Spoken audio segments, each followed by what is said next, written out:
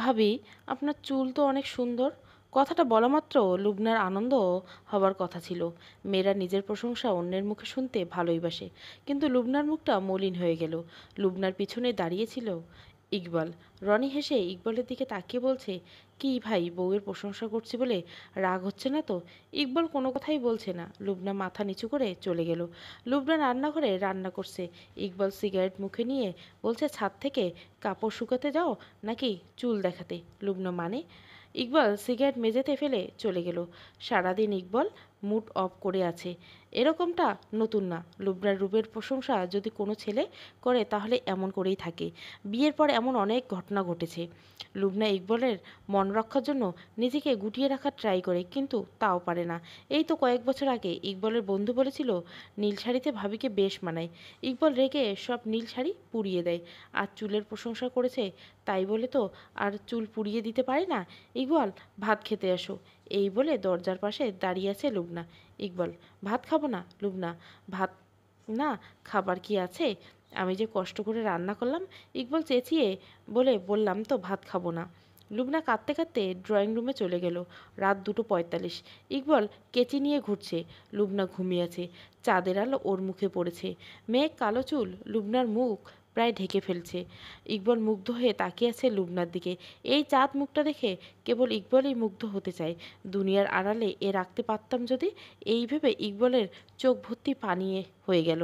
কেচি নিয়ে লুবনার চুলের কাছে গিয়েও সরে এলো। এত বড় বাজে কাজটা করা যায় না, এই ভেবে নিজেকে নিয়ন্ত্রণ করছে। কিন্তু কারো কুনজর এই চুলে যে আছে, ওই চুল দেখলেই তো মনে পড়ে যাবে। আমার এই ভেবে রাগে মাথায় ঘাম জমছে।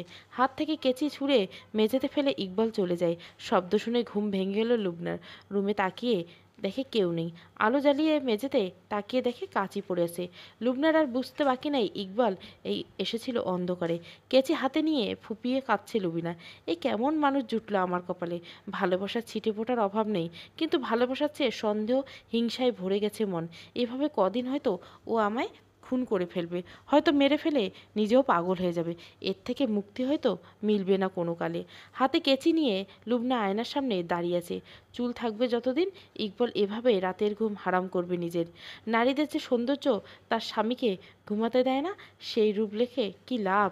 এই ভেবে লুবনা নিজের এক গোছা চুল হাতে নিল। চুলগুলো হাতে নিয়ে কাঁদছে লুবনা। কত শখের চুল ছিল, এমনকি ইকবালও খুব পছন্দ করত এই চুল। সেবার যখন ইকবাল প্রথম লুবনাকে দেখতে গেল, লুবনা হালকা সবুজ শাড়ি আর চুলগুলো একপাশে ছেড়ে দিয়েছিল। ইকবালের সামনে এসেছিল আলাদা করে কথা বলতে। যখন দিল ইকবালের মাঝে এমন কোনো মানসিক সমস্যা লুবনা খেয়াল করেনি। বেশ শান্ত একজন মানুষ। লজ্জায় লুবনার দিকে তাকিয়ে কথা বলতে পারেনি। শুধু বলেছিল, আপনার চুলগুলি কি আসল? লুবনা হেসে দিয়ে বলে, আসল মানে? ইকবাল লুবনার দিকে তাকিয়ে বলে, নকল চুল তো হয়।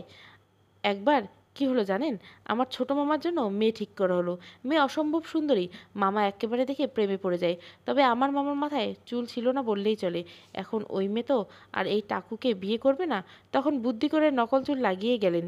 বিয়েও সেই নকল চুলেই হয়েছিল। বাসরাতে নাকি মামি তার মাথায় চুল খুলে দিয়ে বলেছিল, আমি আগে জানতাম আপনি টাকু, হা হা। লুবনা হাসলো না, মৃদুস্বরে বলল, মামার বাসর ঘরে কি হলো তা আপনি কি করে জানলেন? এই বল চোখের চশমা খুলে বলল, আরে মামা অনেকটা ফ্রি, আজও এসেছেন। ওই যে আমার বাম পাশে এক ভদ্রলোক বারবার মিষ্টি খাচ্ছিলেন, উনি। লুবনা মাথায় ঘোমটা সরিয়ে দিয়ে বলল, দেখে নিন চুল আসল না লকন।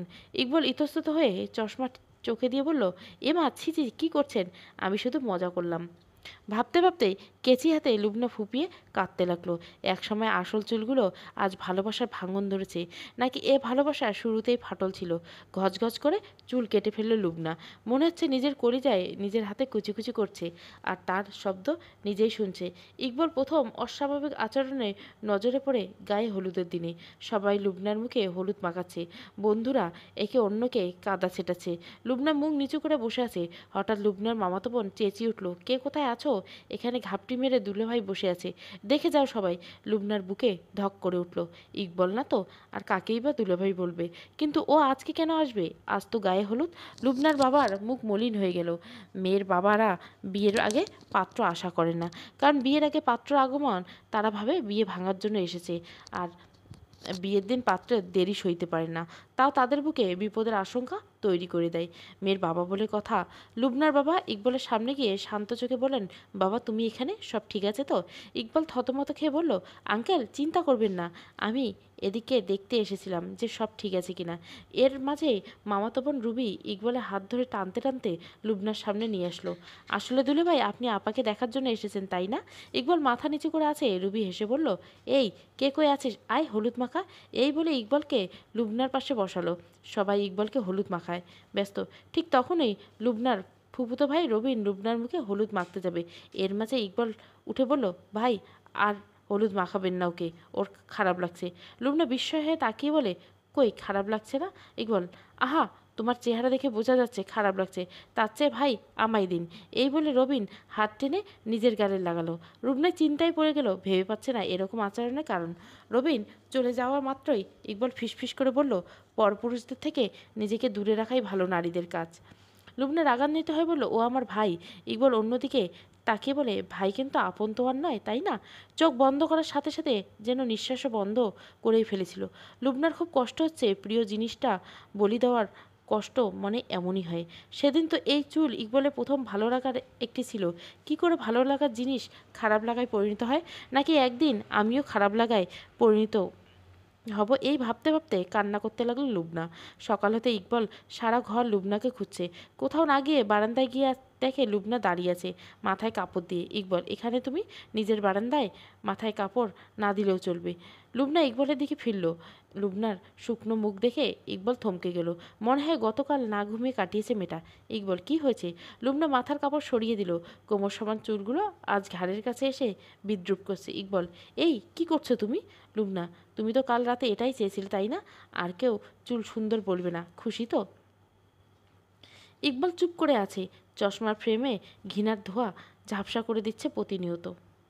লুবনা চুপ হয়ে গেল। খুব স্বাভাবিকভাবে রান্নাঘরে কাজ করতে গেল। বাসায় একদম নীরবতা।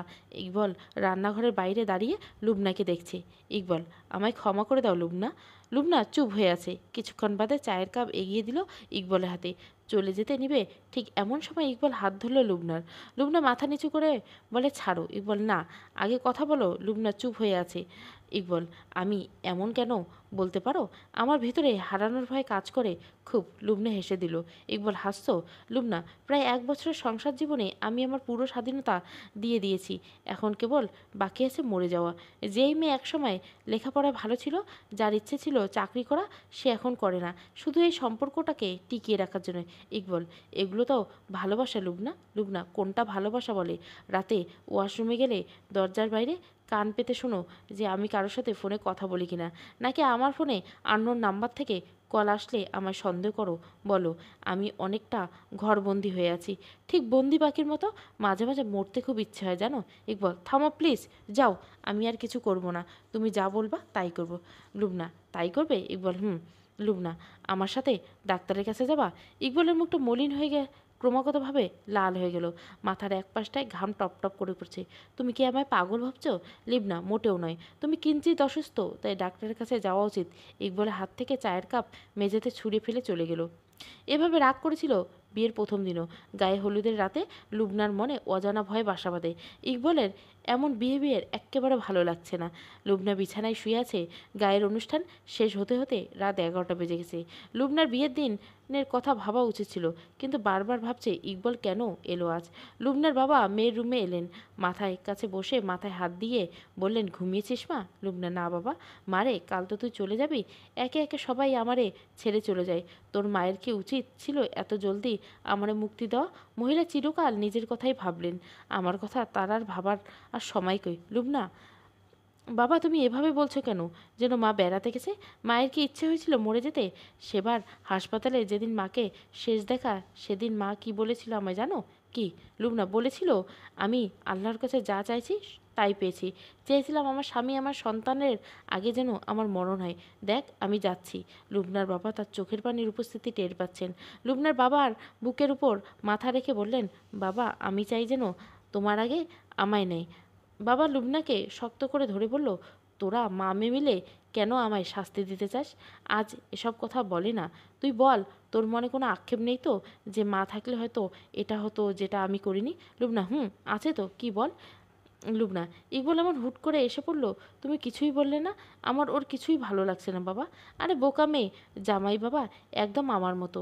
তোর মাকে যেদিন বিয়ে করলাম তোর নানা বললেন যে দিন তুলে নিতে পারবো সেই দিনে মেয়েকে তুমি দেখবে, কিন্তু আমার মাইনে তখন কম ছিল, মর্জিতে বিয়ে করে এসেছি, তুলে নেওয়া সম্ভব ছিল না। আমার তো তোর মাকে দেখতে খুব মন চাইতো, কী করলাম জানিস? ভিক্ষুক সেজে তোর নানা বাড়িতে ভিক্ষা করতে গেলাম। কি মুসিবত, ভিক্ষা দিতে আসলো তোর নানি। তোর মা কোন চুলায় ছিল কে জানে। আমি তোর নানুরে জিজ্ঞেস করলাম, আম্মা বাড়িতে কেউ নাই? সে এসে বলল আমার মেয়ে আর মেয়ে জামাই আছে। আমি ভাবলাম জামাই দেখি ভিক্ষুক, এখন তাইলে কোন জামাই? আমি কৌতূহল নিয়ে জিজ্ঞাসা করলাম জামাই? সে হেসে বলল এই যে ভিক্ষুক জামাই। আমি মেয়ের মা, পাত্র দেখার সময় কিঞ্চিত ফাঁকফোকর রাখিনি। তুমি যে সাজাই আসো না কেন আমি খুব চিনতে পারবো। এই বলে সে কি হাসি, কি যে লজ্জায় পড়ে গেছিলাম হো হো করে। লুবনা তার বাবার দিকে তাকিয়েছে। এই ঘটনা হাজারবার শুনেছে ওর বাবার কাছে। তাও বাবা কোনো আড্ডা দিতে বসলে এই কথা বলবে, হয়তো খুব আনন্দ পায়। এই কথা বলার সময় বাবাকে প্রাণ খুলে হাসতে দেখে লুবনা। বাবার এই হাসি মলিন করতে চায়নি, তাই আর ইকবলের কথা ওঠায়নি। বিয়ের রাত লুবনা বাসর ঘরে বসে আছে। একে একে সবাই নতুন বউকে দেখতে আসছে। সবাই একে একে যাবার পর লুবনা ইকবল ঢুকলো রুমে। লুবনার পাশে বসে বিছানার চাদর টেনে টুনি ঠিক করছে, আবার উঠে পানি খাচ্ছে। কিছুক্ষণ পর পর চোখের চশমা খুলছে, আবার চোখে পড়ছে। লুবনা, আপনার কি অসুস্থ লাগছে? ইকবল, কই না, আমায় দেখে অসুস্থ লাগছে? লুবনা, তা নয় ইকবল, কাল রাতে কল দিলাম কতবার, রিসিভ করলে না? লুবনা, ঘুমিয়ে পড়েছিলাম। ইকবল, সকালে দেখোনি? লুবনা, ব্যস্ত ছিলাম। ইকবল, কি করতে? ছেলেদের সাথে আড্ডা দিতে? লুবনা, মানে? ইকবল, কিছু না। এর মাঝে দরজায় কড়া নেড়ে কেউ চেঁচিয়ে বলল, শালাবাবু, দরজা এত জলদি দিয়ে দিলে হবে? বউরে আমরা দেখব না? ইকবল চুপ করে আছে। লুবনা, দরজাটা খুলুন গিয়ে। ইকবল, শোনো, উনি আমার কাজিনের বর, শিমুল, ব্যাটার লুজ। লুবনা, লুজ মানে? ইকবল, লুজ মানে চরিত্র ভালো না, ভেবে কথা বলবা। লুবনা, চরিত্রহীনদের সাথে কিভাবে কথা বলতে হয় তা তো জানা নেই। ইকবল, আহা, অ্যাভয়েড করবা। দরজা খুলতে এক বয়স্ক লোক হাসতে হাসতে লুবনার পাশে এসে বসলো। বয়স একদম লুবনার বাবার বয়সী। এই মেয়ে, আমি কিন্তু দুলাভাইয়ের তোমার। লুবনা উঠে সালাম দিল। মনে মনে ভাবছে এই বয়স্ক লোকের সম্পর্কে ইকবল কিনা বলল। লুবনা, জি দুলাভাই, আমি জানি। ইকবল খাটের পাশে দাঁড়িয়ে আছে। শিমুল, তোর শালাবাবু বউ তো মাশা আল্লাহ পড়ি, আমি তো প্রেমে বলে গেলাম, হা হা। বউরে সাবধানে রাখো, পালাই যাইতে পারে। ইকবল, দুলাভাই আপনার বয়স কি দিন দিন কমতেছে? কয়দিন পর মেয়ের বিয়ে দেবেন আর এমন এসব লো ক্লাস রসিকতা। শিমুল, নতুন বউ তুমি বলো তো, আমার বয়স কি বেশি? বিয়ে করতে পারি না। লুবনা, ইকবল, দুলাভাই যান গিয়ে ঘুমান, ক্লান্ত আপনি। শিমুল হাসতে হাসতে বলল, বোঝা শেষ, গেলাম, এখন তো তোমাদের সময়। এই বলে রুম থেকে চলে গেল। লুবনা, এসব কি দরকার ছিল? ইকবল, তোমার বা এত ঘেঁষাঘেঁষির কারণ কি? লিবনা, মানে কী সব ভাষা ইউজ করছো? এই বলে টেবিলে রাখা দুধের গ্লাসের দিকে চোখ পড়ল লুবনার। বারবার তাকে শিখিয়ে দেওয়া হয়েছে ইকবল আসতে ওকে দিতে। গ্লাস হাতে নিয়ে ইকবলের কাছে তুলে ধরতে বলে ওনাকে যেতে না বললেও যেত কি ভাবলো বলুন? ইকবল, আচ্ছা, তোমার তার সাথে থাকতে ভালো লাগছে? তাহলে বলো, আমি রুম থেকে বের হয়ে তাকে পাঠিয়ে দেয়। লুবনা থ হয়ে দাঁড়িয়ে গেছে। লুবনার হাত থেকে দুধের গ্লাস নিজের হাতে নিয়ে ইকবল মেঝেতে ফেলে দিল। ভাঙা গ্লাস দেখে কাঁদতে পার করেছিল ফুলসজ্জার রাত। এমন হয়তো কোনো মেয়ের জীবনে হয়নি। চায়ের কাপের ভাঙা টুকরোগুলো তুলতে তুলতে লুবনা ভাবলো সেদিন রাস্তার পাশে একজন সাইকিয়াট্রিস্টের নাম সাইনবোর্ডে দেখতে পেয়েছিল। সাইনবোর্ডে বড় বড় করে লেখা ছিল, মনের অজানা রোগ এখানে উপড়ে ফেলা হয়। লেখাটা হাস্যকর রাখলো লুবনার কাছে। তার কাছে যাওয়া ছাড়া আর কোনো উপায় নেই। একবার অফিসে যাওয়ার সাথে সাথে লুবনা বেরিয়ে গেল। সাইনবোর্ড দেখে নেমে পড়লো রাস্তায়। সরু গলির সামনে সাইনবোর্ড, ভিতরে যাবার কথা বলা হয়েছে। কিছু দূর গিয়ে একটা পুরনো বিল্ডিং দেখা গেল। সেখানে একই সাইনবোর্ড। একজন মধ্যবয়স্ক লোক দেখা গেল দোতলায় বারান্দায় লুঙ্গি পরে দাঁড়িয়ে ব্রাশ করছেন। লুবনা, আচ্ছা, রেজাউল সাহেবের চেম্বার কি এখানে? লোকটা চোখ বড় বড় করে সেকেন্ডখানেক তাকিয়ে বলে, মানে রোগ ধরে বেঁধে থাকলে উপরে চলে আসুন। এই বলে বারান্দা থেকে লোকটা ভিতরে চলে গেল। লুবনা তার ব্যবহারে পাগলের মতো লাগলো। হয়তো উনি রোগী, 40% মাথা ঠিক আছে, তাই তো হয়তো পাগলা গারদে যায়নি আর কি। এইভাবে সিঁড়ি বেয়ে উপরে উঠে চলে গেল। দোতলায় গিয়ে দেখতে পেল দরজা খোলা। লুবনা বাইরে দাঁড়িয়ে কাশির ভঙ্গি করে বলতেছে, ভিতরে কেউ আছেন? ভিতর থেকে পুরুষকণ্ঠ ভেসে আসলো, আসুন আসুন। লুবনা ভিতরে গিয়ে বসলো। আশেপাশে তাকাতে রুমের ভিতর থেকে সেই লোক বের হলো, শুধু লুঙ্গির পরিবর্তে পাজামা পরে এসেছে। লুবনা, রেজাল সাহেবকে ডেকে দেওয়া যাবে? লোকটা হু বলে লুবনার সামনে সামনে বসলো। লুবনা ভয় পাচ্ছে লোকটার কার্যকলাপ ভালো লাগছে না। লুবনা ভারী গলায় বলল, কি রেজাউল সাহেব নেই? লোকটা ভুরু বাঁকিয়ে বলছে, আপনি কি তার চেহারা চেনেন? লুবনা, না। তাহলে কিভাবে বুঝলেন যে আমি রেজাউল নই? আমি রেজাউল। এখন বলুন, কি রোগে কবে থেকে ভুগছেন? লুবনা, কিসের রোগ? রেজাউল, আহা, এই যে মানুষকে নিজের কল্পনা নিয়ে ভাবা। এই যেমন আপনি ভেবেছেন রেজাউল সাহেবের হয়তো গোঁফ দাড়িওয়ালা নিতান্ত ভুঁড়ি বিশিষ্ট মানুষ হবে। এটা এক প্রকার রোগ। আমাদের প্রতিটা মানুষ এর কিছু উদ্ভট মানসিক রোগের শিকার। এই যেমন কয়েক মাস আগে এক রোগীর কথাই বলি। রোগী প্রেমে পড়েছে এক রিক্সা চালকের। প্রেমের কারণ হলো সে দেখতে কিছুটা সলমান খানের মতো। তার সেই নায়ক খুব পছন্দ। এখন তার মাথার ভিতর কাজ করছে ওকে বিয়ে করলে সলমানকে বিয়ে করা হবে। কি মজার ব্যাপার, তাই না? হা হা। তারপর তাকে আমি জিজ্ঞাসা করলাম, ধরুন সেই রিক্সা চালক সলমান খানের ভাই একদিন ট্রাকের তলায় চাপা পড়ে তার মুখ বিকৃত ঘটেছে। তখন তাকে সলমানের তো ভালো তার কঙ্কালের মতোই লাগছে না। তখনও কি আপনার ভালোবাসা থাকবে? মেয়ে উঠে বলে, না। বললাম, ভালোবাসা আর ভালো লাগে এক নয়। ভালো লাগা দিয়ে আর যাই হোক সংসার করা যায় না। সে সলমান খানের মতো আপনার বডিগার্ড হতে পারবে না। দেখবেন 2-1 মাস পর অভাব ভালো লাগায় ফিকে হয়ে যাবে। সেই রোগী সেদিন আসছিল আমার সাথে দেখা করতে, আমাকে ধন্যবাদ দিতে। কিন্তু আমি জানি ও আবারও কারো প্রেমে পড়বে। সেটা ভুল মানুষের, কারণ এই টাইপের মানুষরা ভুল বারবার করে। লুবনা লোকটার দিকে নজরবিহীনভাবে তাকিয়ে আছে। একে দেখে একদম পাগলই মনে হচ্ছে। হয়তো এসব রোগীর সাথে ওঠা বসা করতে করতে এমন হয়েছে। রেজাউল সাহেবের মাঝে উঠে বলল, ভয় পাবেন না, আমি পাগল নই। এখন বলুন, চা না কফি? লুবনা থতমত খেয়ে ভাবছে, এ মা, উনি মনও পড়তে জানেন নাকি? আমি যা ভাবছি তাই বলল। চা খাবো? না ধন্যবাদ। রেজাল্ট, আমি খাবো, কিন্তু একা একা তো খাওয়া যায় না। 2 কাপ আনতে বললাম বলে সমীর এদিকে চা দিস 2টো। লুবনা, আন্টি আমি খাবো না। রেজাল্ট, না, তার সাথে সেপারেট আছে। সে তার সন্তানের সাথে ইউকেতে থাকে। লুবনা, সেপারেট? রেজাউল, হ্যাঁ, বিয়ের 27 বছর পরে মনে হলো আমার মাথায় প্রবলেম আছে, তাই সে ছেড়ে গেছে। লোকটা কথায় কথায় হাসিটায় কেমন যেন সাধারণ নয়, মনে হচ্ছে জোর করে হাসছে। ভাবতে ভাবতে লুবনা বলল, স্যার, আমি খুব জটিল প্রবলেমে আছি, প্লিজ আমায় পথ দেখান। রেজাউল, ভাবেন না, I will try to my best. আমি সব কিছুই আমার বেস্ট ট্রাই করি। যেমন এই যে আমি আমি হাসিটাও আমার সব সত্তা দিয়ে হার্ট ব্লক করে। ডাক্তার বলেছে দেহ থেকে প্রাণ যাওয়ার আগ অবধি ঠোঁটের কোণ থেকে হাসি সরানো যাবে না। তাই সব কথায় হাসি, হা হা। ধরুন আমি এখনই কথা বলতে বলতে মারা গেলাম, হাসি অবস্থায় মারা গেলাম। বাই চান্স আমার মৃত্যু যন্ত্রণায় হাসি ধরে রাখতে পারলাম না। তখন কিছু মানুষ আমার মলিন মুখ দেখে বলবে লোকটা অনেক কষ্টে মারা গেছে। কেউ কেউ বলবে লোকটা পাপী ছিলেন। এই যে আমার মানুষ, এর বাহ্যিক দেখে ভেতরের মানুষটাকে ব্যাখ্যা দেয়, তাও এক ধরনের রোগ। বলতে গেলে আমরা জন্ম থেকেই সবাই রোগী। যাক, আমার কথায় বিরক্ত হবেন না। সারাদিন কথা বলার মানুষ আপনারাই। কথা বলার ফাঁকে আমার হাসি খুঁজে নেন। এখন বলুন, আপনার কি রোগ? আমার নয়, আমার স্বামীর। রেজাউল, তাহলে আপনি কেন এসেছেন? আমাকে রোগীর নাম আইডেন্টিফাই করতে হবে, তার জন্য আমার রোগীকে দরকার। লুবনা মুখটা মলিন করে বলল, রোগীর রোগটাই তো আমি। রেজাউল সাহেব চা মুখে নিয়ে বললেন, আপনি রোগী? বাহ, ইন্টারেস্টিং তো। আমার কেরিয়ারে এই প্রথম রোগী না আসে রোগকে পাঠিয়ে দিছে। লুবনা চুপ হয়ে আছে। রেজাউল, তা বলুন কী ধরনের উপদ্রব আপনি সৃষ্টি করেন? লুবনা, স্যার, আমি আসলে মজা করছি না। হয়তো আপনি আমায় পাগল ভাবছেন, তবে তা নয়। আমার বর রোগী আর সে স্বীকার করতে চায় না। সে যে অসুস্থ তাই সে আসবেও না কখনো। Please help me sir. মেয়েটি বোরখার আড়ালে কেবল চোখ জোড়া দেখা যাচ্ছে, আর তা কথা বলতে বলতে পরিপূর্ণ হয়ে গেল। রেজাউলটা ভালো করে লক্ষ্য করছে। রেজাউল, আচ্ছা বুঝলাম, তা বলুন তার ভিতরে কি সিস্টেম দেখতে চান? সে কি টর্চার করে? লুবনা, মানসিক। সে আমায় সন্দেহ করে কারণে অকারণে। রেজাউল, তা প্রথম কবে নাগাদ লক্ষ্য করলেন? লুবনা, বিয়ের আগের দিন থেকে। আমার কাজিনদের সাথে মিশতে দেয় না। একবার আমার নীল শাড়ির প্রশংসা করায় সে আগুনে পুড়িয়ে দেয়। আমি বিয়ের পর থেকে বোরখা পরে বেরোই। তারপর বাসা থাকা অবস্থায় আমি একা কোনো রুমে থাকতে পারি না। তাহলে সে আমার উপর গম্ভীর ভাব নিয়ে থাকবে, মনে হয় আমি কোনো অপরাধ করেছি। এছাড়া ও আমার বেডের পাশে জানলার পর্দাও আমি দিনে খোলা রাখতে পারি না। রেজাউল, তিনি কি কখনো আপনার গায়ে হাত তুলছেন? লুবনা, না, তবে তার সন্দেহ করা তার মুখে ফুটে ওঠে। খানিকটা ভেতরে রুড হয়ে যায়। এরপর আমাকে অ্যাভয়েড করতে থাকে। নর্মালি হতে খুব সময় নেই। রেজাউল, এগুলো হয় আসলে 2টো কারণে। এক, পরিবেশের খারাপ ব্যাপারগুলি তাকে খুব আকর্ষণ করে, আর না হয় সে হারানোর ভয় থেকে এসব করছে। লুবনা, এমন চলতে থাকলে তো একদিন আমি মরেই যাব। সেবার মরতে চেয়েছিলাম জানেন। রেজাউল, মৃত্যু সমাধান হলে ডাক্তাররা ওষুধ দেওয়ার পরিবর্তে বিষ দিত। লুবনা, বাবা আমার বিয়ে 3 মাসের মাথায় মারা যান। আমি তার মৃত্যুর খবর পেয়ে যাই বাড়িতে।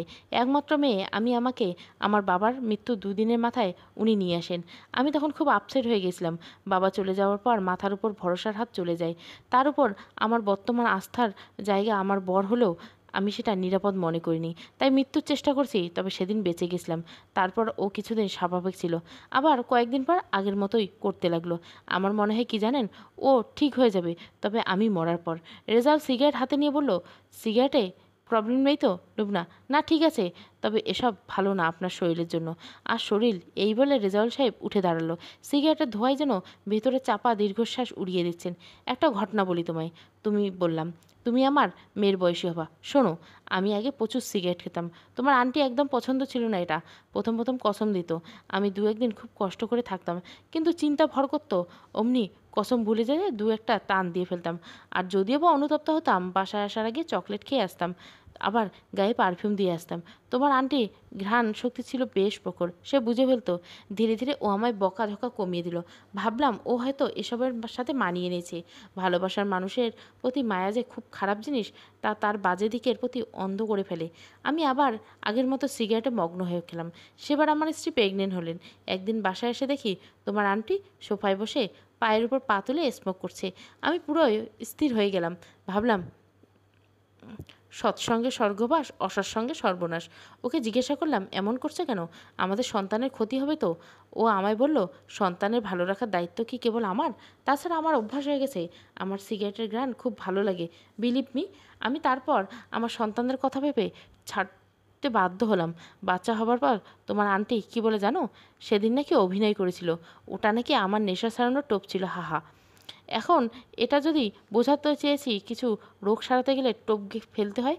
বিষে বিষে বিষক্ষয় হয় তেমনই। লুবনা, এখন স্মোক কেন করেন? আন্টি সেদিন বলা উচিত হয়নি সত্যিটা। রেজাউল, না, স্মোক করি হার্ট ব্লক হবার পর। স্মোক ছেড়ে দিলাম, তাও অসুস্থ হলাম, তাই রাগ করে। আর তোমার আন্টিও নেই। নাক না থাকলে সর্দির আর কিসের ভয়, হাহা। লুবনা ভাবছে লোকটা আসলেই খুব রসিক, আর রহস্যময়। তার সাথে কথা বলা যায়, অনেক কিছু শেখা যায়। এর মাঝে রেজাউল বলে উঠল, আমার স্ত্রী দাবি আমি একজন বেরসিক মানুষ। লুকটা থতমত খেয়ে চুপ হয়ে গেল। কি করে বুঝে ফেললো মনের কথা? এর মাঝে ঘড়ির কাঁটার দিকে চোখ পড়তে লুবনার গলা শুকিয়ে গেল। 11টা বেজে গেছে। ইকবাল কিছুক্ষণের বাদে বাসায় আসবে, এই ভেবে উঠে দাঁড়ালো। রেজাউল, কই যাচ্ছ লুবনা? আমার এখন বাসায় যেতে হবে রেজাউল। আমার যে আরও কিছু সময় লাগতো লুবনা। আরেকদিন আসবো স্যার, এই বলে যেতে নিল। এরই মাঝে রেজাউল ডাক দিয়ে বললেন, আমার কার্ডটা আছে, ফোন নাম্বার রাখো, আসতে না পারলে কল দিও। লুবনা, আচ্ছা স্যার। লুবনা তড়িঘড়ি করে হেঁটে যাচ্ছে। রিক্সা গাড়ি কিছুই নেই হাতে। বোরকার ভিতর থেকে মাথার ঘাম টপ টপ করে গড়িয়ে পড়ছে। কি বলবে ইকবাল জিজ্ঞাসা করলে? এই ভাবতে ভাবতে সামনে থামিয়ে থাকা অটোর সাথে ধাক্কা খেলো। 11:20। বাসার সামনে গিয়ে লুবনার বুকের ভিতর টিপটিপানি মোড়ে যাচ্ছে ক্রমান্বয়ে। বাসার সামনে গিয়ে দেখে দরজা খোলা। পা টিপে টিপে যেতেই দেখছে মেঝেতে সব জিনিসপত্র ছড়িয়ে ছিটিয়ে ফেলা। মনে হচ্ছে ঘরের উপর দিয়ে যেন ঘূর্ণিঝড় বয়ে গেছে। লুবনা ঘরে ঢুকতে এর মাঝে ইকবাল ভিতর থেকে এসে লুবনার সামনে দাঁড়ালো। লুবনা বারবার কেঁপে উঠছে। ইকবালের চোখের দিকে তাকাতেই চোখটা কেমন রক্ত জমাট বেঁধে গেছে। মনে হচ্ছে মানুষ খেয়ে ফেলবে পারে এমন নিমেষে। লুবনা মাথা নিচু করে কাঁদছে। হয়তো আজ ইকবালের রাগে মাথায় খুন করে ফেলবে। হয়তো আজই শেষ দিন। আচ্ছা, আমার বাবা মার সাথে কি দেখা হবে? একবার যদি হতো, তাহলে হয়তো। ভাবতে ভাবতে লুবনার হাত পা শীতল হয়ে আসছে। এমন হাত পা শীতল হয়ে গেছিল সেবার, যেবার মা মারা গেল। চোখের সামনে হাত পা কেমন অবশ হয়ে গেছিল। আর বাবা মারা যাওয়ার সপ্তাহখানেক আগ থেকে হাত পা কেমন বরফ হয়ে গেছিল। হয়তো বিপদের আভাস। ইকবাল কিছু বলছে না, রাগে চোখে একদৃষ্টিতে লুবনার দিকে তাকিয়ে আছে। কই গিয়েছিলে? কথাটা এমনভাবে বলল যেন দেওয়াল কম্পিত হয়ে সারা ঘর কেঁপে উঠল। লুবনা নিজের অজান্তে কাঁপছে। ইকবাল আবার জিজ্ঞাসা করলো, কই গিয়েছিলে? লুবনা কাঁপা ভয়েসে বলল, খালার বাসায়। ইকবাল চেঁচিয়ে বলে, একদম মিথ্যে বলবে না। আমি তাকে কল দিয়েছি। পাখা গজিয়েছে তোমার? লুবনা, আমি তো বোরকা পরে গিয়েছিলাম। কথা বলা শেষ না হতে ইকবাল লুবনার গালে চর বসিয়ে দিল। লুবনা মাথা নিচু করে কাঁদছে, আর ইকবাল ঘর থেকে বের হয়ে গেল। রাস্তার মোড়ে চায়ের দোকানে বসলো ইকবাল। মামা, কড়া লিকার চা দাও, এই বলে বসে আছে। এই প্রথম লুবনার গায়ে হাত তুলতো। আমি কি পশু হয়ে যাচ্ছি দিনকে দিন? হলাম। পুরুষ মানুষের মেচি বিড়াল হলে চলবে না। বউয়ের কাছে দুর্বলতা দেখালে সে আর পায়। আচ্ছা, ও যদি আমায় ছেড়ে দেয়? এই ভেবে এগুলো বুকের ভেতর মোচড় দিয়ে উঠল। গরম চায় চুমুকে মুখে নিয়ে ভাবছে, চাইলে দিব, ঠ্যাং ভেঙে রেখে দিব।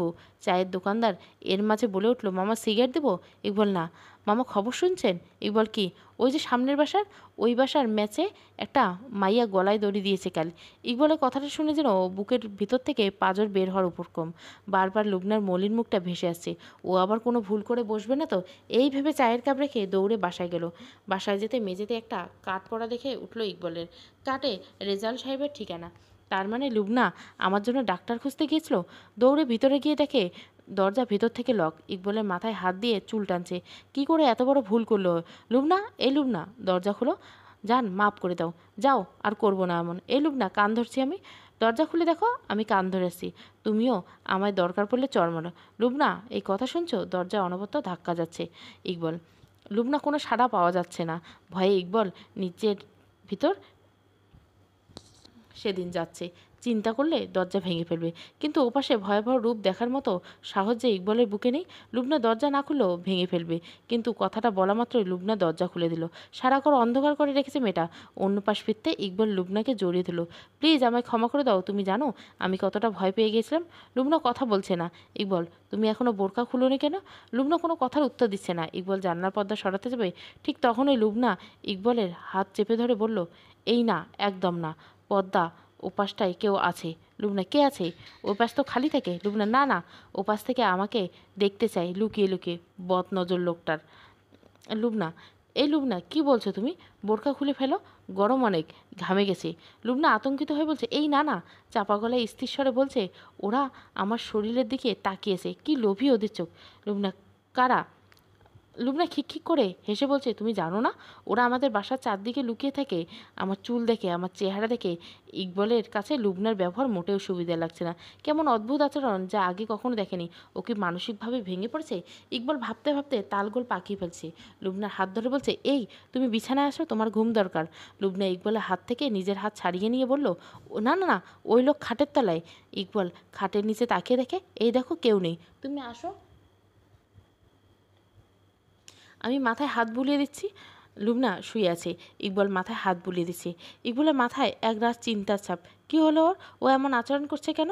কি করবে ভেবে পাচ্ছে না ইকবল। লুবনার বাসায় সবাইকে জানানো হয়েছে, তার আবার কী করবে? সব দোষ আমার। আমার এমন অতিরিক্ত প্রেশারের কারণে ও আজ এমন হয়েছে। ওর কিছু হলে আমি নিজেকে ক্ষমা করতে পারবো না। এই ভাবতে ভাবতে সিগারেট একের পর এক শেষ করতে থাকে ইকবল। এর মাঝে ঘরের ভেতর থেকে লুবনার চিৎকার। ইকবল দৌড়ে গেল ঘরে।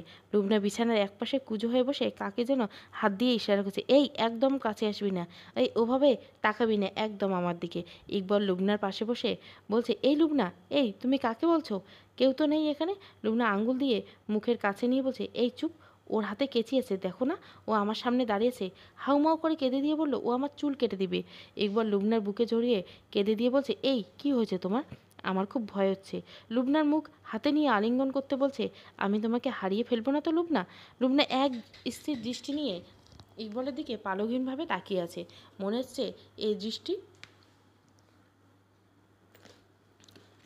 কোনো জায়গায় ইকবল নেই, একদম অচেনা এক্কেবারে। রাত 11:30। ধীরে ধীরে লুবনার শরীরের অবনতি হচ্ছে। ইকবল ভেবে পাচ্ছে না কি করা উচিত ওর। ভাবতে ভাবতে রেজাউল সাহেবের কথা মাথায় এসে গেল। সকাল হলেই তার কাছে যাবে বলে মনে স্থির করছে। কি অদ্ভুত, যেখানে আমায় নিবে বলে ভেবেছিল মেয়েটা, এখন আজ ওর জন্য যেতে হচ্ছে। লুবনা ঘুমাচ্ছে। ইকবল পাশে চেয়ারে বসে লুবনার মুখের দিকে তাকিয়ে আছে। কলক্লান্তির ছাপ মুখে মাখা, মুখ ভেসে উঠছে। ইকবল লুবনার মুখ থেকে চোখ ফেরাতে পারছে না। নাকে বিন্দু বিন্দু ঘাম জমছে। পাশে রাখা টেবিল ল্যাম্পের মৃদু আলোয় লুবনার মুখে পড়ছে। এত মায়াভরা মুখ আগে কখনো ইকবল খেয়াল করেনি। বাইরের নজর থেকে আড়াল করতে করতে কখন যে নিজেই সুন্দর কিছু উপভোগ করা ভুলে গেছে কে জানে। বারবার মনে হচ্ছে এ মায়া হারিয়ে যাচ্ছে ইকবল। এ মুখের আদলে মায়ার জালে ইকবল জড়সড় হয়ে গুটিয়ে যাচ্ছে। বারবার অজানা ভয় বুকের এক পাশ থেকে আর এক পাশ ছটপট করে পায়চারি করছে। এই তো কখন যেন এই ঘোর কেটে অমাবস্যায় নেমে আসে চারদিকটায়, যেখানে কেউ না কেউ একদম একা। ভাবতে ভাবতে চোখটা লেগে গেল ইকবলের। বিশাল এক সাগর।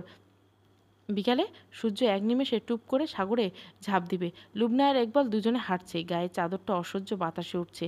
লুবনা তার পেছনে ছুটছে। ইকবল চেঁচিয়ে বলছে, যেও না, সন্ধ্যা হলো পানির জোয়ার এসে যাবে। আর ভেতরে যেও না, দূর থেকে ঢেউয়ের বিশ্রী হুঙ্কার শোনা যাচ্ছে। তার যেন কাজই হলো লণ্ডভণ্ড করা। নিমেষে লুবনার চোখের আড়াল হয়ে গেল। এক ডলফিন আকৃতির ঢেউ চলে গেল মাথার উপর দিয়ে। কোথাও নেই লুবনা, অন্ধকার চারিদিক, একদম ছুনছান। হাঁপাতে হাঁপাতে ঘুম ভেঙে গেল ইকবলের। চেয়ারে ঘুমিয়ে পড়ছিল রাতে, সারা গায়ে ঘামে ভিজে গেছে, মনে হয় ভরা সাগরে ডুব দিয়ে এসেছে। কি বিচ্ছিরি স্বপ্ন দেখলাম আমি।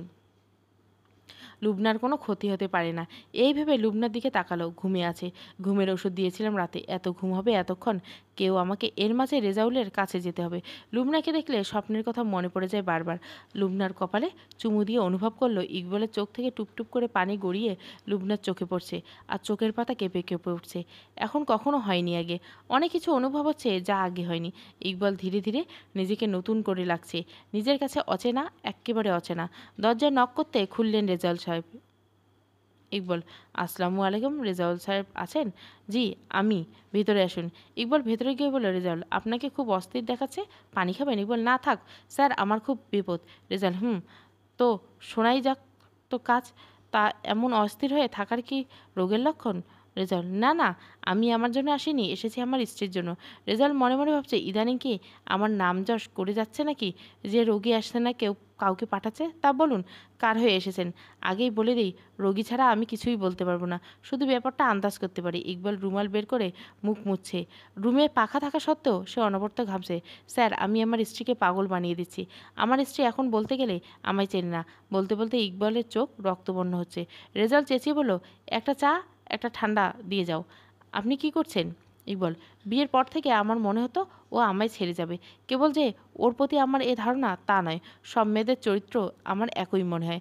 আমার স্ত্রীকে কেউ প্রশংসা করলে আমি মেনে নিতে পারতাম না, মাঝে মাঝে ঘৃণা লাগতো ওকে। একবার আমার বন্ধু এসে বাসায়, ও চা দিতে গেলে বন্ধু ফট করে বলে ওঠে, ভাবিকে তো এখনও বিয়ে দেওয়া যায়। আমার মেজাজ গরম হয়ে গেল। কেন যেন বন্ধুর বলার কারণে আমি আমার স্ত্রীকেই দায়ী করলাম। ও আমায় কেন চা দিতে বলেনি, বা ওর ইচ্ছে ছিল বন্ধুর সামনে যাওয়া, তাই ওকে ঘৃণা লাগতো, ওর সাথে খারাপ আচরণ করতাম। এখন অনেক হয়েছে আর কি। রেজাউল: আপনার স্ত্রী কি আসলে এসব প্রশ্রয় দেন? আই মিন, তার এমন কোনো শক্ত প্রুফ পেয়েছেন আপনি যে তার সাথে খারাপ আচরণ ইন্টেনশন আছে, তা বোঝা যায় না? রেজাউল: বিয়ের আগে কি তার এমন কোনো রেকর্ড পেয়েছেন, যেমন ধরুন সে রিলেশন করতো? ইকবল: না। রেজাউল: তাহলে তার উপর আপনার আস্থা চলে যাবার কারণ কি? অকারণে কাউকে আপনি সন্দেহ করতে পারেন কি? ইকবল চুপ হয়ে আছে। রেজাউল: 12টা মোমবাতি নিয়ে আসেন, একটা জ্বালিয়ে দিয়ে আলো দিয়ে বাকিগুলো জ্বালাবেন। এখন ইকবল সাহেব বলুন কি দেখেছেন? ইকবল: একটা মোমবাতি তার আলো সবাইকে দিয়ে দিচ্ছে। রেজাউল হাহা করে হেসে দিলেন। ইকবল: কি হয়নি? রেজাউল হাসি মুখে বললেন, না। ভেতরে ছেলেটাকে ডাক দিলেন, সমীর। খালু কন? রেজাউল সব মোমবাতিগুলো নিভিয়ে পুনরায় আগের নিয়মে জ্বালালি জিজ্ঞাসা করলেন, সমীর বল, তুই এখানে কি দেখছিস? খালু অনেকগুলো মোমবাতিরে আলোকিত করে দিল। রেজাউল: তুই যা। কি ইকবল সাহেব বুঝলেন কিছু?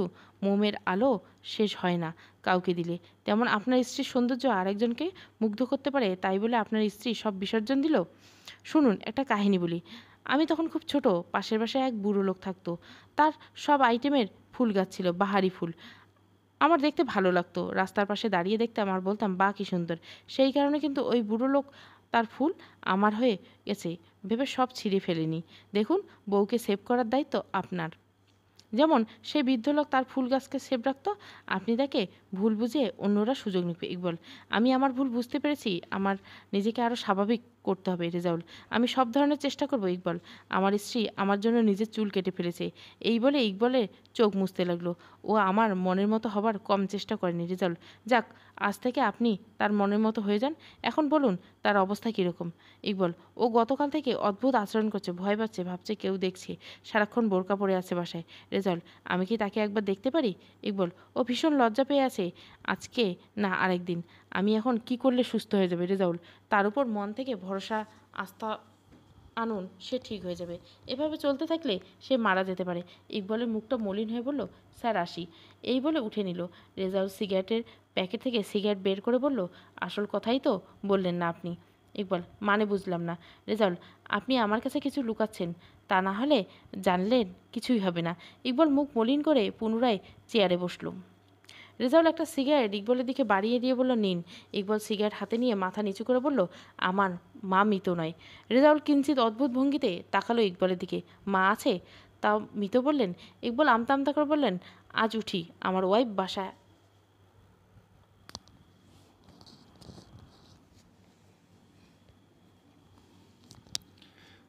রেজাউল তার দুর্বলতা কারো কাছে শেয়ার করতে ভয় পায়, এমনকি নিজের সবচেয়ে কাছের মানুষের কাছে। সেভাবে তারা এটাকে নিয়ে তামাশা করবে বা তাকে ছোট করবে। তাহলে শুনুন, আমি আমার একটা উইক পয়েন্ট আপনাকে বলি। এটা আমার ওয়াইফও জানতো না। ইকবাল আগ্রহ নিয়ে রেজাউলের দিকে তাকালো। রেজাউল মুচকি হাসি দিয়ে বলল, আমার একমাত্র সন্তান, কিন্তু সে আমার সন্তান নয়। আমার ওয়াইফ বা আমার সন্তান কেউই সেটা জানে না, হয়তো জানবে না। তবে এখন আপনি আপনার কাছে ধরা, হা হা। ইকবাল, আপনার ওয়াইফ আসলে জানে না? রেজাউল, না। আবার সে আমাকে ছেড়ে থাকতে পারলে মেয়ের সাথেই থাকে। আমার ওয়াইফকে আমি তেমনভাবে কখনো সময় দেইনি। আসলে আমার সংসার করার কেমন পেনফুল লাগতো। একা একা থাকতে বেশ ভালোবাসতাম। কিন্তু সেদিন বাপের বাড়ি যাবে আমি, আমার ঈদ আর কি, সারাদিন ঘরে হাত পা ছড়িয়ে শুয়ে থাকতে পারতাম, যেন পাখি মুক্ত আকাশে উঠছে। তো সে এসে আমায় বলল সে প্রেগনেন্ট। আমি ব্যাপারটায় খুব একটা আনন্দ পেয়েছিলাম, হয়তো ওই বাচ্চার অবলম্বন পেয়ে যাবে। বাচ্চাটা ডেলিভারির সময়ও ও মারা যায়। ওর খুব ক্রিটিক্যাল অবস্থা। কি করব না করব ভাবতে ভাবতে আমার বন্ধু আমায় বলল, এক বাচ্চাকে 2 দিন হলো তার মা ফেলে রেখে গেছে, টাকা পেড করার ভয়ে, হতে পারছে বাচ্চাটা অবৈধ। আমি রাজি হয়ে গেলাম অ্যাডপ্ট করতে। এরপর আমি প্রায় বছরখানেকেই ওয়েট করছিলাম ওর মায়ের, হয়তো সে আসবে বাচ্চাকে নিতে, কিন্তু আসেনি। আমার ওয়াইফ খুশি, কিন্তু বারবারে আমি বলেছিলাম আমি বেহুশ ছিলাম কদিন। আমার বাচ্চাটাকে মনে হয় কতদিন মাকে না পেয়ে শুকিয়ে গেছে। মেয়ে তো।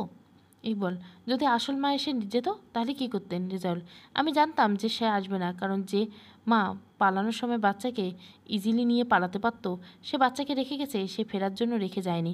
কিন্তু আল্লাহর আগে অদ্ভুত রহমত যে মেয়েটার গায়ের আমার তিল পরিমাণ রক্ত নেই। সে মেয়ে কেন যেন অনেকটা আমার মতন, যেটা আমার স্ত্রীর ধারণা আমি বুঝি না। কিন্তু ঝটলা আসল খেলার সাধ্য আমাদের কারণেই। তো এখন বলুন, আপনার উইকনেস কি আমারটার চেয়েও বেশি পাওয়ারফুল? ইকবল, যে ছেলে তার মা 3 বছর বয়সে রেখে অন্য পুরুষের সাথে ভেগে যায়, তার উইকনেস তখনই কেটে যায়। রেজাল্ট, আইসি। ইকবল, দেখুন, ওই মহিলা, আই মিন আমার মায়ের দোষ এর চেয়ে বড় দোষ আমার বাবার। সে অন্ধ আস্থা রেখেছিল তার প্রতি। বিদেশি সারাক্কাল খুইয়েছে টাকার নেশায়, আর মা সেই টাকা ব্যয় করছে তার প্রেমিকের পিছনে। কড়া শাসনে রাখলে হয়তো এমনটা হতো না। রেজাউল, আপনার বাবা কোনো স্টেপ নেয়নি? ইকবল, না, সে হলো সরল মানুষ। সে ভেঙে পড়েছিল এতটাই যে 3 মাসের মাথায় মারা যান। এই বলে ইকবল সিগারেট পায়ের নিচে পিষে ফেলেন। রেজাউল, আমি আপনার মায়ের পাপ দেখি না, দেখি শুধু অন্যায়। ইকবল হেসে বললেন, আপনি সবাইকে দোষের বাইরে ভাবতে ভালোবাসেন। ইকবল, হয়তো পজিটিভ ভাবনা মানুষকে বেশি দিন বাঁচার ইচ্ছে জাগায়। ধরুন, একটা মেয়ে আর একটা ছেলে, দুজন দুজনকে ভালোবাসে, সম্মান করে, একসাথে সংসার করে, এটা সাধারণ নাকি দুজনের মাঝে সম্পর্ক? বলতে গেলে বিয়েটা বা টান আছে, ভালোবাসা, আস্থা বা সম্মান, তাও নিজের চাওয়া পাওয়া বিসর্জন দিয়ে সমাজের কথা ভেবে চোখ মুখ বন্ধ করে সংসার করার একটা ধারণা। শুনুন, আপনার মা বাহ্যিক বিচার না করে শুধু নিজের চাওয়াকেই বড় করে কিছুটা সেলফিশ হয়েছেন। এটা পাপ নয়, ছোট্ট জীবনের কিছুটা সেলফিশ না হলেই হলো। তবে তার অন্যায় যে ব্যাপারটাকে অন্যভাবে ট্রিট করতে পারে। সে আগে বিচ্ছেদ করতেন, তারপর বিবাহিত জীবনে। তার উচিত হয়নি আপনার বাবাকে এভাবে ধাক্কা দেওয়া। তার উচিত ছিল তার চাওয়া বা ইচ্ছেটাকে জানানো। সেটা জানার রাইট ছিল আপনার বাবার। তবে এটা তার পাপ নয়, অন্যায়। ইকবল, আমার প্রতি কাজটা কি ঠিক করেছিল? রেজাল্ট, না, ঠিক করেনি। সন্তানের পাওয়ার ঊর্ধ্বে থাকে। হয়তো আপনার সিকিউরিটির কথা ভাবতেই এমন করছে। এই ব্যাপারটা তাকে ঘুমাতে দেয়নি, এটা নিশ্চিত থাকুন। আচ্ছা, একটা ব্যাপার ধরুন, আপনি দেখুন, ধরুন আপনি একটা বই লিখতেছেন, বহুদূর পড়ার পর আপনি ওই বইটার আগ্রহ হারিয়ে ফেলছেন, বা বইটাকে আপনাকে টানছে না, বরং পাশে রাখা অন্য বইটা বারবার টানছে, তখন কি করবেন? এই বল, ওই বইটাকে রেখে যেটা পড়তে ইচ্ছা করে সেটা পড়ব। রেজাউল, তাহলে এটা কি পাপ হবে না? আপনি বই নিজের অনিচ্ছা সত্ত্বেও শেষ করলেন না কেন? তার জন্য আপনাকে ফাঁসির আসামি ভাবা যাবে? নিশ্চয় না। আপনার মাও একই কাজ করছেন। তার ভুল কেবল সে আগের বই খুলে রেখে আরেকটা বই পড়তে শুরু করেছিল।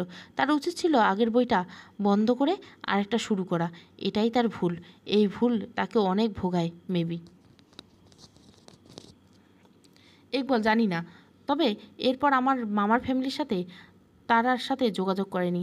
আমার সাথে দেখা করতে চেয়েছিল। আমার বিয়ের সময় যেহেতু সবাই জানে সে মৃত, তাই আমি চাইনি। আর যাই হোক, আমার বাবার মৃত্যু আমি মানতে পারিনি। রেজাল্ট, সে তার একটা অন্যায়ের ফল আজীবন বহন করবে। ইকবল রেজাউলের দিকে তাকিয়েছে। কি অদ্ভুত যুক্তি দিয়ে মানুষকে বশ করার ক্ষমতা আছে লোকটার। রেজাউল, কী ভাবছেন? শুনুন, আপনার মায়ের ভুলের শাস্তি স্ত্রীকে দিয়েন না। এটা মারাত্মক ভুল হবে। ব্যাপারটা এমন হবে যে জীবনে একটা বই পড়ে আপনার খুব অনীহা আসলো, তাই আপনি বই পড়া বাদ দিয়েই দিলেন, বা সব বই খারাপ তাই ভাবলেন। সবাই এক নয়। আপনি বললেন আপনার স্ত্রী আপনি অনেক প্রেশার দিয়েছেন, তার চুল কাটাতে বাধ্য করেছেন। এখন বলুন, এগুলো কি আপনাকে ছেড়ে যাবার জন্য কোনো কারণ নাই? ছেড়ে যাবার ইচ্ছে থাকলে কারণ খুঁজতে এত বড় কারণ সে হজম করে ফেলেছে। এর মানে বুঝতে পেরেছেন তার উইকনেস কিছুটা হলো আপনি। বুঝতে পেরেছেন? কথাটা বলা মাত্র লুবনার অসুস্থ মুখটা ভেসে উঠল ইকবলের মনে। চোখ দুটো ছলছল করত। ইকবল রেজাউলের হাত ধরে বলল, স্যার, কি আর আগের মতো হবে না? আমি নিজেকে কি ক্ষমা করি? রেজাউল, অবশ্যই সুস্থ হবে। আপনি তার মনে জমে থাকা ভয়কে জয় করুন। এখন যান বাসায়। আমার শরীরটা আজ খারাপ লাগছে, না হলে আমিও যেতাম। ইকবল উঠে দরজার কাছে যেতেই রেজাউল ডাক দিয়ে বলল, স্ত্রীকে নিয়ে সাগর বা পাহাড় দেখতে যান, মন হালকা হবে। ইকবলের মুখটা মলিন হয়ে গেল। গতকাল রাতে স্বপ্নে দেখছি পালিতে তলিয়ে যাচ্ছে, তাই ভয় হচ্ছে। রেজাউল হেসে বলে, আপনার মনের ভরসা বর থাকতে কিছুই হবে না। ইকবল চোখ মুছতে মুছতে বের হয়ে আসলো। নিজের ভরসা আস্তার গড়ে তোলার জন্য এই তো উপযুক্ত সময় এসে গেছে। ভাবতে ভাবতে রাস্তায় হাঁটছে ইকবল। হাতে ছুরি নিয়ে গুটিসুটি হয়ে বসে আছে লুবনা। দরজা খোলার শব্দ পেয়ে হিংস্রত্বের ভয়ে ওত পেতে আসে। লুবনা, ঘুমাওনি এখনো? এই বলে রুমে প্রবেশ করতে দেখতে পেলে লুবনা বিছানায় বসে আছে, হাতে ছুরি। ইকবল, কি হয়েছে? লুবনা, আমার কাছে আসবে না, মেরে ফেলবো। ইকবল জলদি গিয়ে লুবনার পাশে বসা মাত্রই লুবনা নিজের হাতে ছুরি বসিয়ে দিল। কি করলে তুমি? এই বলে ইকবল ছুরি টেনে নিয়ে মেঝেতে ফেলে দিল। হাত থেকে টপটপ করে রক্ত পড়ছে লুবনার। ইকবল হাত শক্ত করে চেপে ধরেছে। লুবনা শব্দ করে হেসে যাচ্ছে আর চোখ দিয়ে গড়িয়ে পড়ছে পানি। লুবনার এমন আচরণ দেখে ইকবল হেঁচকি তুলে কাঁদছে। লুবনা হাসি থামিয়ে ইকবলের চোখ মুছে দিয়ে বলল, কাঁদছো কেন? ইকবল উৎফুল্ল দৃষ্টিতে তাকিয়েছে। চিনছ আমায়? লুবনা ঠোঁটের কাছে আঙুল দিয়ে বলল, চুপ, কান্না করো না, ওরা শুনছে। ইকবল, কারা? খাটের তলায় আছে, দেখো না, আমার হাত কেটে দিয়েছে তারা। ইকবল লুবনার মাথা নিজের বুকের সাথে চেপে হাউমাউ করে কেঁদে দিয়ে বলল, লুবনা, তুমি নিজেই কাটলে আর নিজেই ভুলে গেলে। আমি কি করব? কোথায় গেলে তুমি সুস্থ হবে? আমার কিছুই মাথায় আসছে না। লুবনা শক্ত করে ধরে ফুপিয়ে কাঁদছে। সোমবার ভোর 5টার হোটেল থেকে রওনা হলো ইকবল লুবনাকে নিয়ে সমুদ্র ভ্রমণে। চারিদিকে শোষো বাতাস লুবনার এক অদ্ভুত ভাবনায় ডুবে আছে, যা খেয়াল করেনি। বেশ কয়েকদিন ধরে হাসে না, আবার কাঁদেও না। কথা বলাই বন্ধ করে দিচ্ছে লুবনা। ইকবল 10টা প্রশ্ন করলে একটার উত্তর দেয়, তাও অস্পষ্ট। লুবনা, সাগরে কেমন লাগছে? আচ্ছা, পানিতে পা ভিজাবে? আচ্ছা শোনো, তুমি কিন্তু আমার হাত ছাড়বে না, কেমন? লুবনা, হুম। ইকবল, ভালো লাগলে আরও কিছুক্ষণ থাকবো, কেমন? লুবনা আনমনে সাগরের দিকে তাকিয়েছে। পানি খুব তেষ্টা পেয়েছে। এই বলে লুবনা একবার ইকবলের দিকে তাকালো। ইকবল আশেপাশটা দেখে কাউকে দেখলো না যে পানি পাওয়া যাবে। কিছু পথ হেঁটে গেলে হয়তো পানি পাবো, চলো যাই বলে লুবনার দিকে তাকালো। লুবনা, না, এখানেই থাকি, তুমি যাও। লুবনার কথা অনেকটা স্বাভাবিক লাগছে। হয়তো সেদিনের চরের কথা মনে পড়েছে, তাই অভিমান করে চুপ হয়ে আছে। তাও এক ঝিলিক আনন্দ ইকবল অনুভব করলো। রেজাউল সাহেব really genius. He also deserves thanks. গিয়ে জানাবে।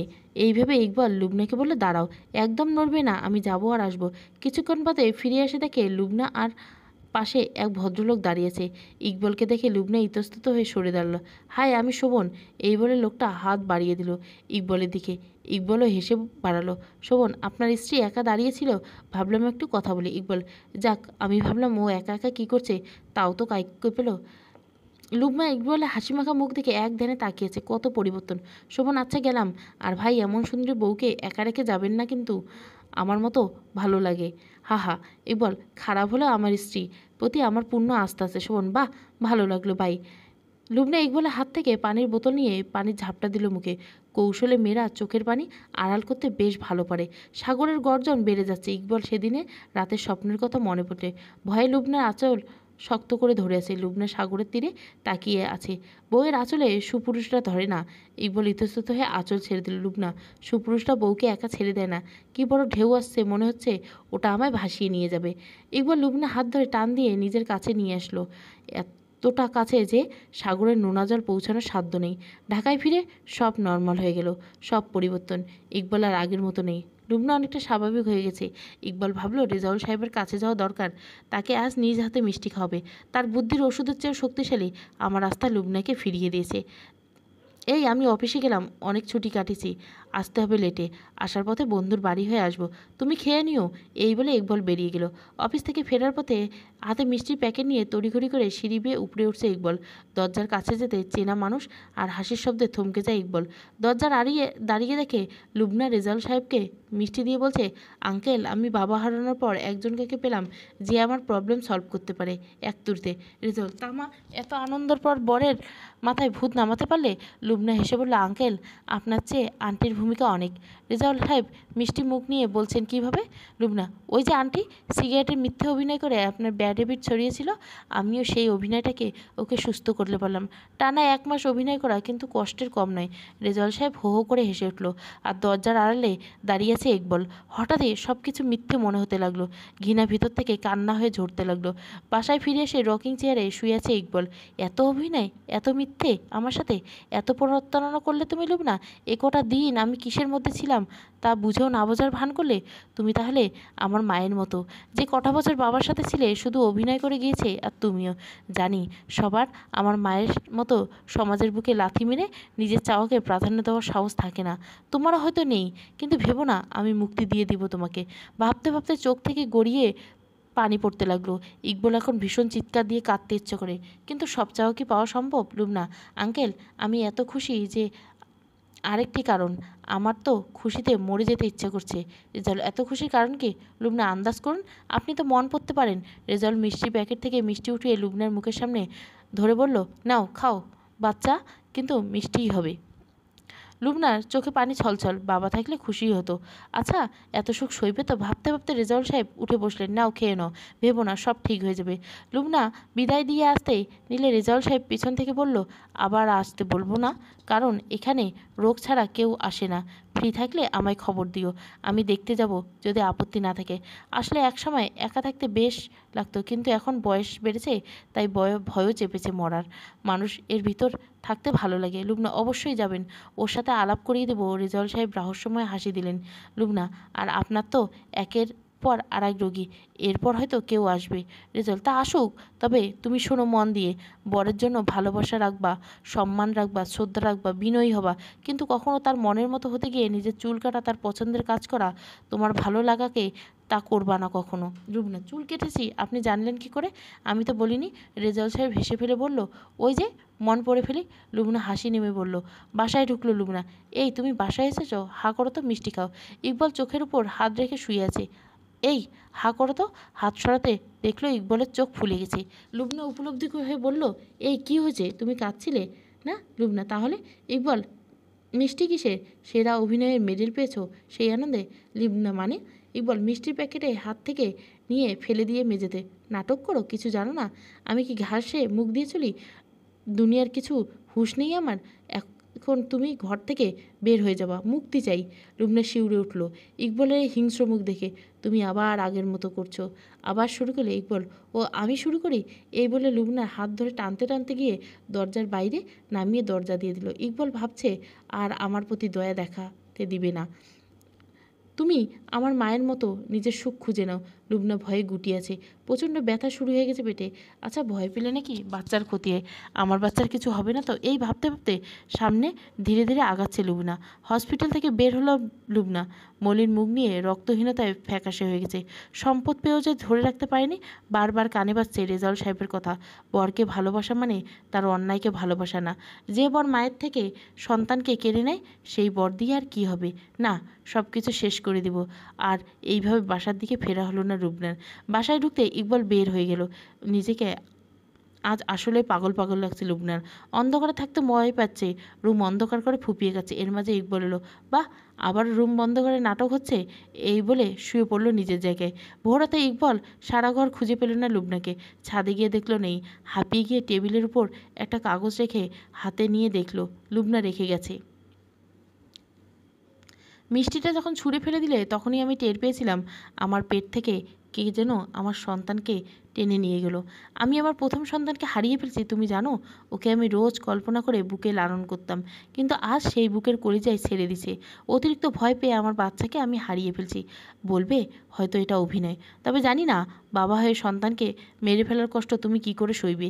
আমি আর ফিরবো না। মরতে পারতাম, তবে মরে গেলে তো আর সব শেষ হবে না। তুমি আগের মতোই থাকবা। তার চেয়ে বড় কথা, তুমি যেই থাকো, আর আমি তোমার ভালো বা খারাপ কিছুই চাইবো না। নিজের পায়ে দাঁড়াতে হবে আমায়, আর পারলে ডিভোর্স দিয়ে দিও। আমি একটু মুক্তি চাই, খুব ক্লান্ত আমি, খুব ভালো থেকো। ইকবাল চিঠিটা পড়া মাত্র কেমন স্তব্ধ হয়ে গেল। মেয়েদের মতন হাউমাউ করে চাইলেও কাঁদতে পারে না ছেলেরা। আমার ভুলেও কি আমি আমার সন্তানকে হারালাম? না না, ভুল কি, এটা খুন। I killed my baby, I killed. সব কিছু শেষ করে দিলাম আমি নিজের হাতে, সব কিছু। রেজাউল রিক্স, সব কিছু। রেজাউল সাহেব কাগজে লিখছেন নতুন কেস। রোগী নিজের ভিতরে জিনের অস্তিত্ব অনুভব করেন। লিখতে লিখতে ইকবাল দরজার সামনে, আসবো স্যার? রেজাউল, হো ইয়াং ম্যান, প্লিজ কাম। চেহারা আমার শুকনো কেন? এখন তো ভালো থাকার কথা ইকবাল। আপনি জানতেন আমার সন্তান হবার কথা, কিন্তু আমি আমার সন্তানকে মেরে ফেলছি। রেজাউল সাহেব চেয়ারে বসা থেকে উঠে দাঁড়ালো। What, are you mad? Iqbal বিদ্রুপের হাসি দিয়ে বলল, সে কি আর নতুন? একটা হেল্প করবেন? রেজাউল, কি? ইকবাল একটা খাম রেজাউলের হাতে দিয়ে বলেন, এটা লুবনাকে দিবেন, খামে ঠিকানা লেখা আছে। রেজাউল, এটা কি? Iqbal, divorce paper. আমি সাইন করে দিয়েছি। Rezaul, you are out of your mind. Please বসো, মাথায় স্থির করো। ইকবাল, না স্যার, আমায় যেতে হবে। রেজাউল, কোথায়? ইকবাল, খুনিদের জায়গা জেলে হয়, আর নিজের সন্তানকে খুন করে সে পাগলই হয়, আর তার জায়গা পাগলাগারদে। এই বলে ইকবাল চলে গেল। চারিদিকে মানুষ হয়েছে। ইকবাল বসে আছে রুমের এক কোণে। হয়তো এই পরিবেশে থাকলে নিজেকে 100% পাগলের কাতারে ফেলা যাবে। পাগল হয় মানে ভালো না, তাদের কোনো কষ্টের স্মৃতি থাকে না, তারা যে যার রাজ্যে সুখে থাকে। এখানে ইকবালকে কথাটা শুনে ইকবাল লোকটার দিকে তাকিয়ে বলে, আমি? আপনি আসলে ইকবাল? ইকবাল, মানে কি আমি ইকবাল? না, এখানে সবাই এমনই বলে। ইকবাল, এই মিয়া ফালতু কথা বলেন কেন? আমি জানি আমি কে। আহা, চড়ছেন কেন? অবশ্য আপনাদের একটা সমস্যা আছে, এই রাগ আবার এই পানি।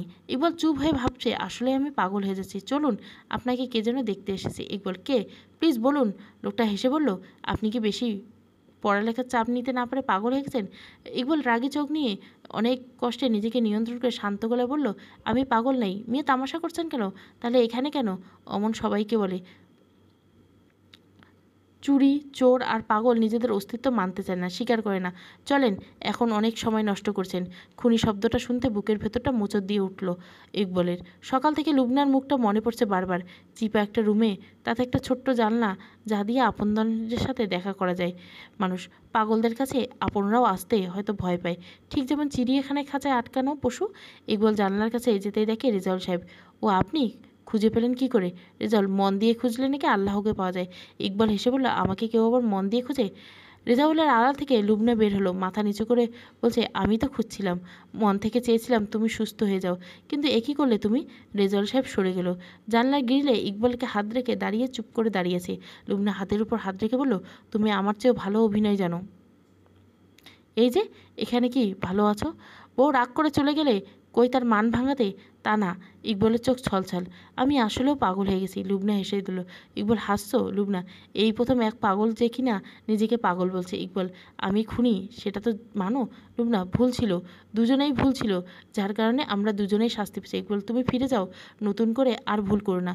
লুবনা, হ্যাঁ যাবো, ডিভোর্স পেপার নিয়ে এসেছি, সিগনেচারও করেছি। ইকবাল অনেক কষ্টে নিজেকে সামলিয়ে বলছে, দাও। লুবনা, আগে বের হও রুম থেকে।